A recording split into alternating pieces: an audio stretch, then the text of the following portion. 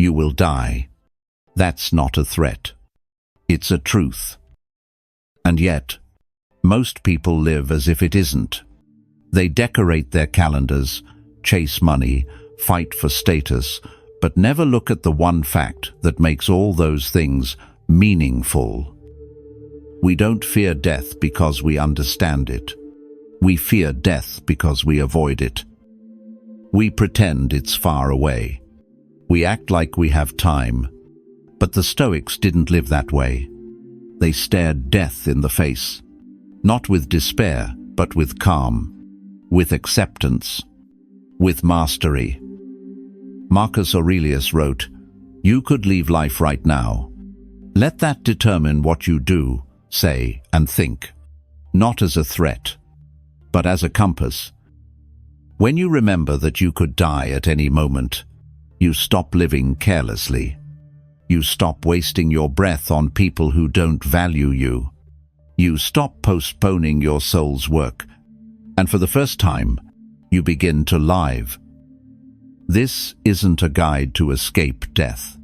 It's a guide to meet it like a Stoic, without fear, without regret, and without shame. Let's begin.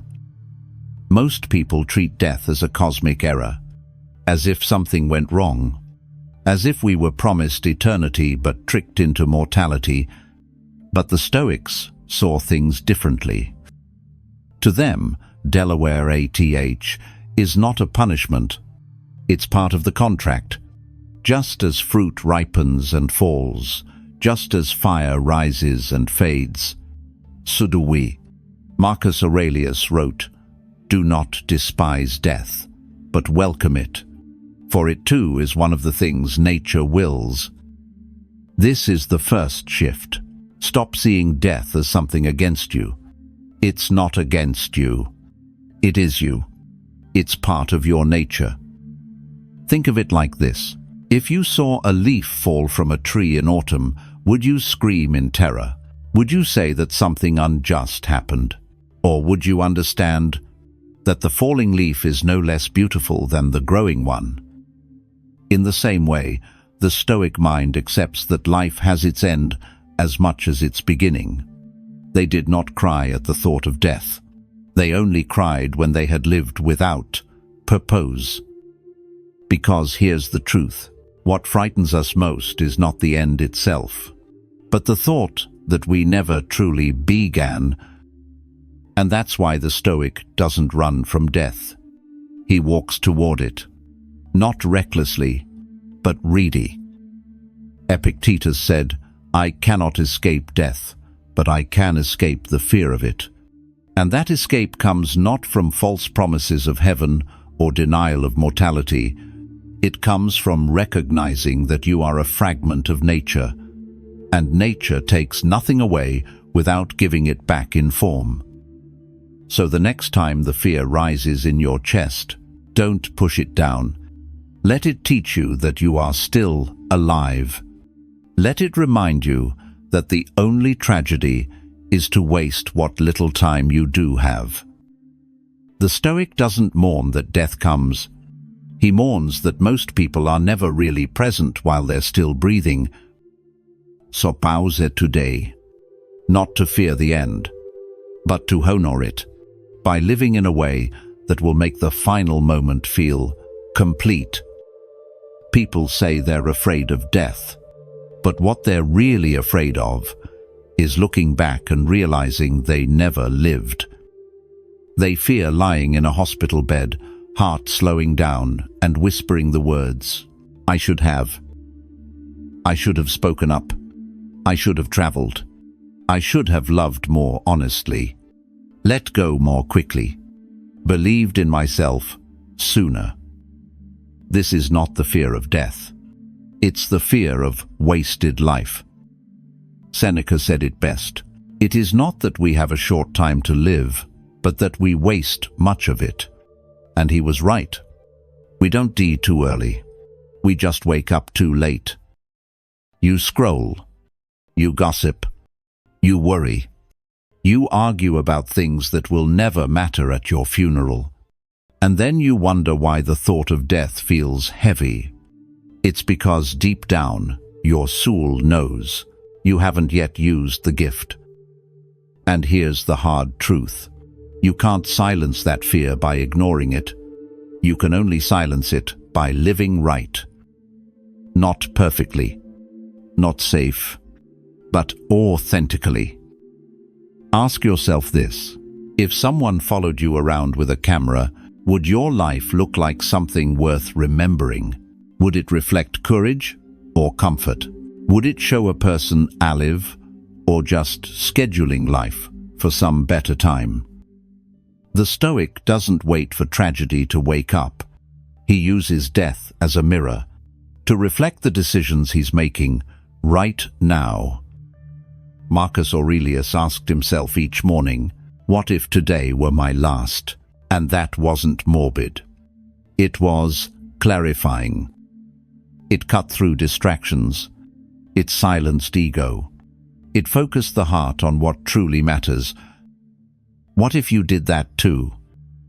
What if you stopped running from the question, am I living right, and instead used it as a compass? Here's one way to begin. Tonight, before you sleep, ask yourself, if I don't wake up tomorrow, will I be at peace with how I live today? Not with what you achieved, but with how you showed up, how you treated people, how you faced difficulty, how fully you were there for yourself and for the people who matter. The fear of death doesn't mean you're broken. It means your soul is knocking, asking you to stop existing and start living. The Stoic doesn't just make peace with dying. He makes peace with every day that leads to it. Most people spend their lives chasing things they don't even want because they've never stopped to imagine how quickly it could all disappear. You worry what others think. You fight for control. You postpone peace. And deep down, you hope death stays far enough away, so you can keep avoiding the truth. But the Stoics did the opposite. They invited death into their awareness, not to worship it, but to use it as a teacher. That's the purpose of Memento Mori, a simple phrase that means, remember, you must die. Not tomorrow, not when you're old. Today, maybe even now. Marcus Aurelius kept a list of men who once ruled the world, now nothing but names on stone. Why? Because death makes power look small. It makes status irrelevant. And it makes the present sacred. Think about it. If you had only 30 days to live, would you still argue on the internet? Would you still hold that grudge? Would you still measure your worth in numbers, followers, or other people's attention? Or would you slow down, look someone you love in the eyes, and finally say what you've been too scared to say? The Stoic doesn't wait for the diagnosis. He doesn't wait for the funeral to be reminded of what matters. He wakes up each morning and silently tells himself, this day is not guaranteed. Treat it as sacred. That one shift changes everything. You stop needing permission to be yourself. You stop chasing applause and start chasing honor. You stop seeing time as infinite and begin living like every word, every step, every moment matters. Seneca wrote, let us prepare our minds as if we'd come to the very end of life. That doesn't mean live in fear. It means live with clarity. And clarity is a power most people never taste, because they're too distracted to see how precious life really is. So here's your Stoic practice. Write your own obituary. Not someday. Today. Not for death, but for life. Who were you? What did you stand for? What did you love so fiercely that you were willing to suffer for it? Then ask, are you living in a way that matches those words or betrays them? To remember, you are mortal, is not to be afraid. It is to be awakened to what truly matters, to what must not be postponed, to what you were born to do, before it's too late to do it. You don't own your body. You don't own your breath. You don't even own your next heartbeat. You were given this life, briefly, temporarily, like a candle lit in the wind. But most people live like they're entitled to tomorrow. They say things like, my time, my success, my future, as if life is a possession instead of a privilege. The Stoics saw through this illusion. Epictetus reminded us, never say of anything, I have lost it, but I have returned it. 2. Your possessions, your loved ones, your own body. You don't lose them. You return them when nature calls them back. This isn't cold. This is liberating. Because when you realize you own nothing, you stop clinging. You stop panicking every time change arrives. You begin to live like a steward, not a master. Think of life like borrowing a beautiful instrument. You don't rage when you must give it back. You feel grateful you got to play. But here's the trap. The ego convinces you that ownership is protection. If I can keep it, I won't feel pain. If I can control it, I won't be vulnerable. But the Stoic knows. Control is an illusion, and clinging only multiplies suffering. A parent doesn't own their child. A lover doesn't own the heart they hold. You are here to love fully, but not to grip desperately. Even your own life is not yours. It is a role you've been cast into. The curtain will fall. You don't get to choose the length, only the performance. So the Stoic asks daily, if I must give this back tomorrow, will I be proud of how I held it today? That's the shift. From possession to presence. From control to character. You no longer cry because something is taken. You smile because you once got to hold it. You stop fearing death, because death is not theft. It is returning what was never truly yours. Let that truth humble you. Let it sober you. And let it free you. You were never here to keep anything. You were here to use it wisely, to hold it gently, to release it when called, without bitterness. When you drop the illusion of ownership, you pick up the only thing that's ever truly yours, your choice to live with honor. Death is not just an event. It is a discipline. The Stoics didn't wait until their final breath to face it. They practiced it every single day. Seneca wrote, let us prepare our minds as if we'd come to the very end of life. Not because they were obsessed with dying, but because it sharpened how they lived. Most people try to avoid even the thought of death. They scroll. They drink. They fill their calendars with noise. But beneath the distraction lies the same fear. What if I'm not ready? The Stoic response? Don't wait until it's too late. Begin the rehearsal now. You can start with small deaths, and there are many. The death of ego. When you choose humility over being right. The death of control. When you surrender to what you cannot change. The death of attachment. When you love fully but release freely. The death of resentment. When you forgive. Not because they deserve it, but because you do. Each time you do this, a piece of you dies. And that's not loss. That's refinement. Like fire, purifying gold.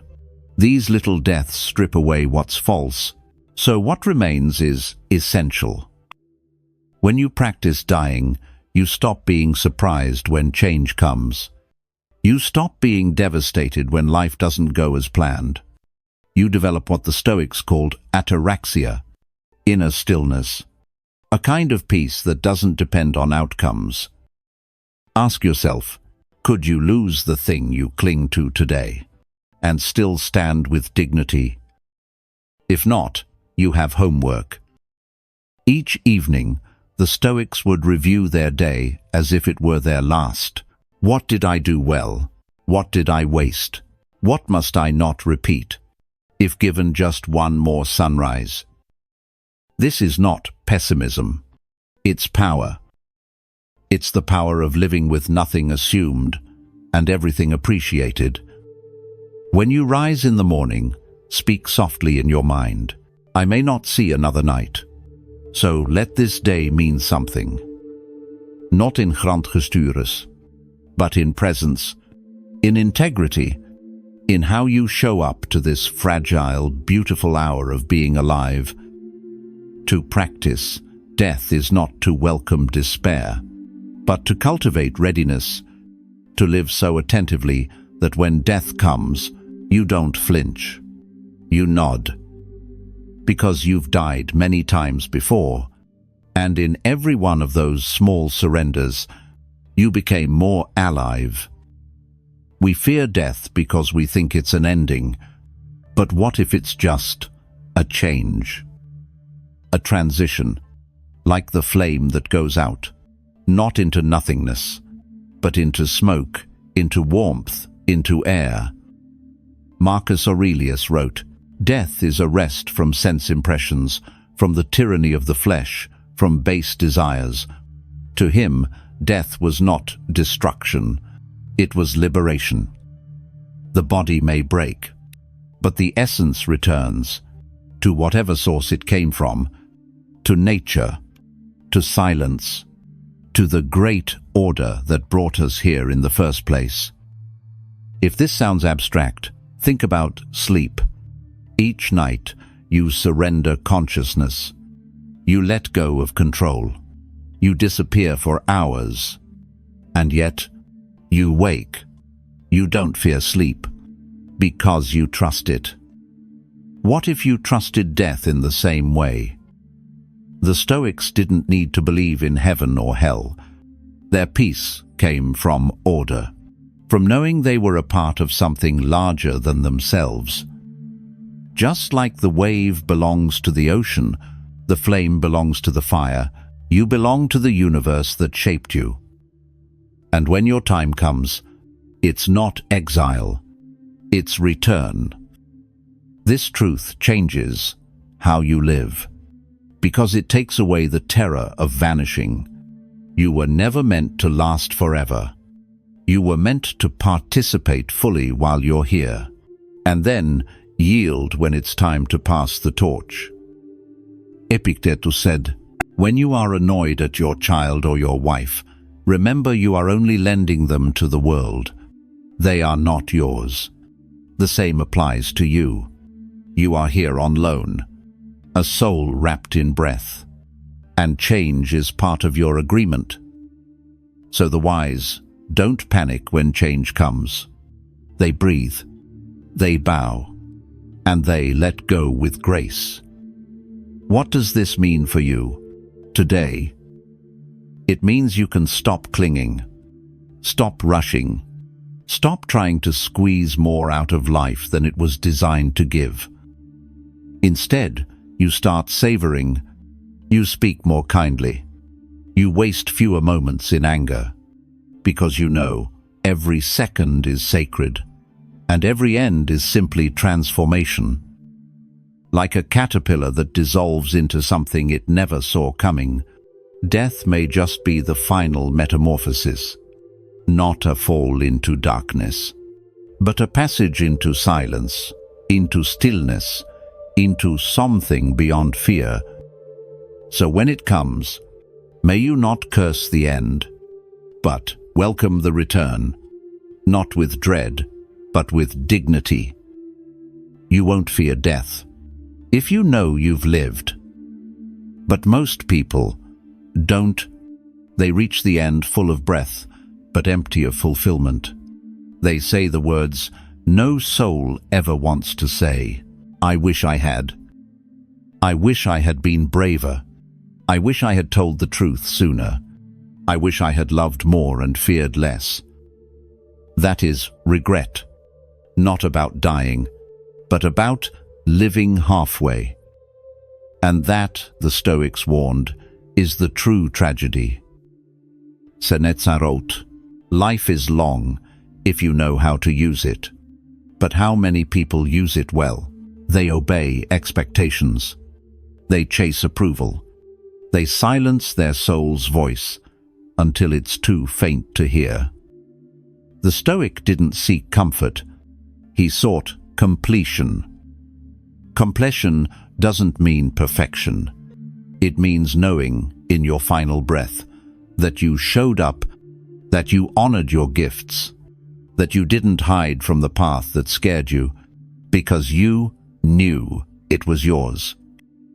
Marcus Aurelius treated each day like a farewell, not in sadness, but in intention.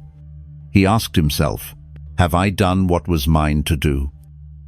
That question is your compass. Because one day, you will have no more hours to delay the apology, no more mornings to call your mother, no more time to forgive the person in the mirror. And when that day comes, all that remains is what you did with what you were given. So how do you die without regret? You live on purpose. You make the hard call. You speak the real truth. You walk away from what's safe and walk toward what's right, even when your voice shakes, even when the cost is high, even when no one claps. Because this life isn't a performance. It's a testimony, and every day is a paragraph in your final chapter. You don't get to control how long the book is, but you do get to write how it ends. Let this be your practice. Night ask, if I didn't wake up tomorrow, what would I most wish I had done today? Then wake and do it. Not out of fear, but out of honor, for this gift, this chance, this fleeting miracle called life. And when death comes, let your soul rise, not in panic, but in peace. Because you didn't just exist, you fulfilled something. And there is no fear in that, only completion. What gives something value is that it doesn't last forever. A sunset is beautiful because it fades. A kiss is unforgettable because it ends. And life is meaningful precisely because it is finite. Death, then, is not the enemy of life. It is the reason life matters at all. Most people think immortality is the goal. They want to live forever, stretch time endlessly, but they don't realize endlessness destroys urgency. And without urgency, there is no purpose. Seneca warned us, you act like mortals in all that you fear, and like immortals in all that you desire. We fear small things as if life is fragile, then waste years as if it's endless. But the Stoic understands the paradox. Death gives shape to life. It places boundaries that make your choices matter. It whispers, you don't have time to postpone your truth. Think of a sculpture. What makes it art is not that it's infinite, but that it was carved with care, knowing every strike counts. Your life is the same. You are carving something with each day, and death is not here to ruin it. It's here to remind you, every moment is part of the masterpiece. Without death, there's no reason to forgive now, no urgency to love fully, no motivation to speak your truth, to try, to risk. You would become numb, delayed, drifting. But because you will You learn to pay attention, to walk slower, to hu longer, to mean your words. That's the hidden gift. Death makes life sacred. It draws a circle around your time, so you don't waste it in circles. Marcus Aurelius used this awareness daily. He wrote, "Think of yourself as dead. You have lived your life. Now take what's left and live it properly." This is not morbid. It's clarifying. It strips away the illusion that you have time to waste. If you could live forever, what would urgency mean? What would courage matter? What would now be worth? But because you cannot, everything becomes holy. Your laugh, your pain, your presence. So don't curse death. Use it. Let it prune what is false. Let it focus your choices. Let it remind you that meaning isn't something you find. It's something you create through how you meet your limits. Let death not be the end of your story, but the reason you write it well. Death is not something you choose, but how you meet it, that is entirely yours. You don't decide the moment. You don't decide the cause, but you do decide the stance, your posture, your presence, your last look at the world. That is Stoic power. Epictetus reminded us, it's not death or pain that is to be feared, but the fear of pain or death, because fear is not the event, it's your reaction to the event. The weak man demands a safe exit. He begs for mercy. He curses the gods. He dies screaming, not because death is cruel, but because he never practiced courage. The Stoic man prepares, not with arrogance, but with quiet responsibility. He knows he may die today, so he chooses to die well. That might mean forgiving before it's too late. It might mean telling the truth even when it's terrifying. It might mean showing your children how to stand tall when time runs out. Because death reveals character. You can't fake virtue at the end.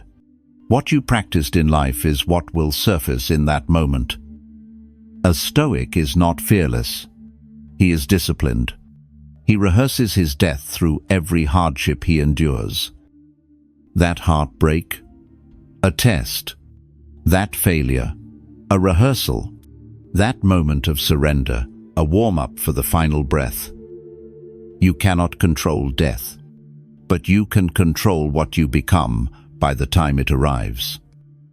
That's the point, to die with integrity, to leave behind not just a body, but a memory of how you lived when everything was at stake. Think of Socrates, condemned to die, offered escape.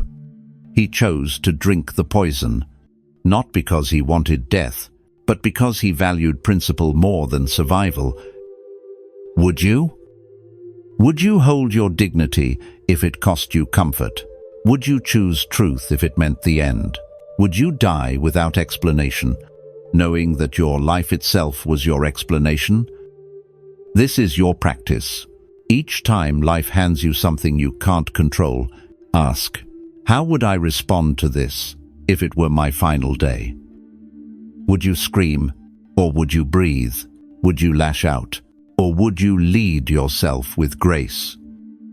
You can't decide when the curtain falls, but you can decide whether you bow or break when it does. And that, the Stoic knows, is the only kind of control that ever really mattered. You cannot outlive death, but you can outshine it. That is the final lesson of the Stoics. Your body will be buried. Your name may be forgotten. But your virtue, your character, your choices, your example, can live far beyond your final breath. Marcus Aurelius wrote, Waste no more time arguing what a good man should be. Be one. Because legacy is not built in marble statues or etched in stone. It is built in every small, invisible decision to do what is right when it would have been easier not to. When you tell the truth, even when no one sees, you become eternal in the soul of the world. When you forgive where others would hate, you echo across generations.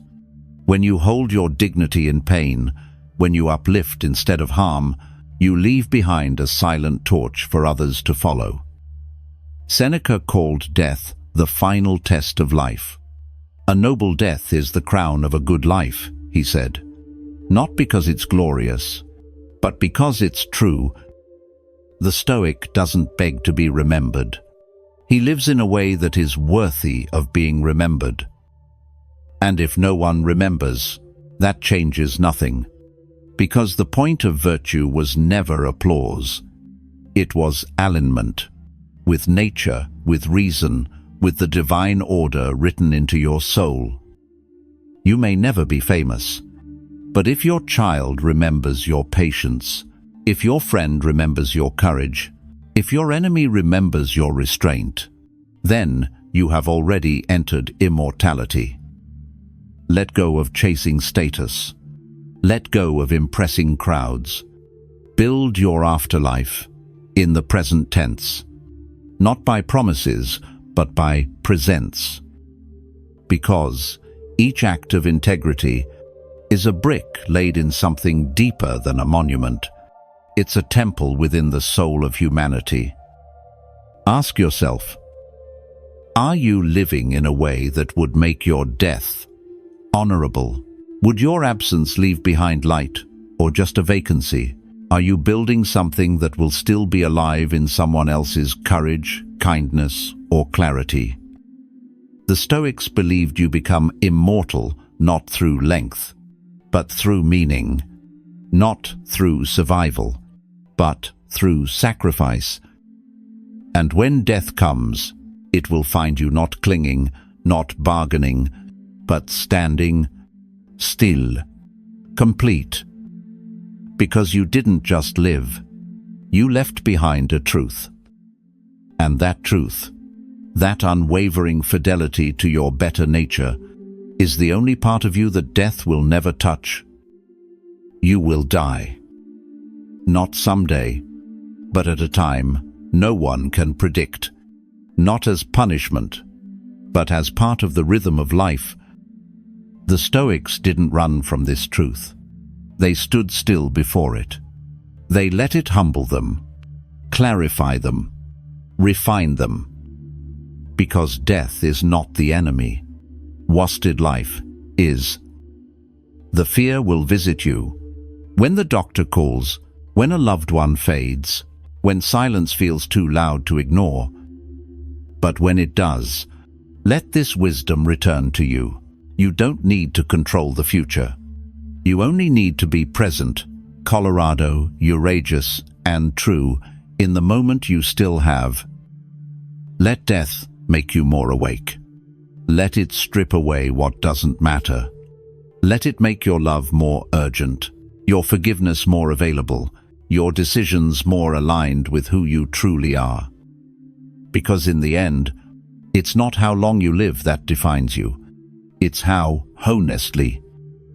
So live your life in such a way that when the final breath comes, you don't beg for more time. You simply say, "Thank you. I did not waste it." If this message found you in the middle of fear, I hope it brought you peace. If it found you delaying your truth, I hope it brought you back to yourself. If it spoke to your soul, then don't keep it to yourself. Leave a comment. What is one thing you want to complete before your final day? Share this with someone who needs the reminder that life is sacred. Subscribe if you're walking this path of wisdom, courage, and inner freedom. And never forget, you don't get to decide when you die, but you do get to decide how deeply you live, starting now.